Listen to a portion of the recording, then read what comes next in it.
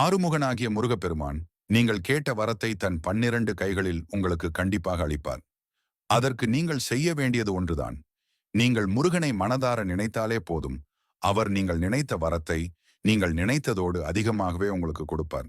முருகனை நீங்கள் அரை நிமிடம் ஆவது உள்ளமுருகி கண்ணீர் பெருக முருகப்பெருமானை முழுமையாக ஒரு ஆன்மா சரணாகதி அடைந்து, முருகா நீ எனக்கு என்ன கொடுத்தாலும் சரி, உன் அடியாராக உன் மெய்த்தொண்டராக என்னை நீ ஏற்றுக்கொள் அப்படின்னு அவர்கிட்ட உங்கள் வேண்டுதலை வைத்துவிட்டு இந்த திருப்புகழை சொல்லி பாருங்கள்.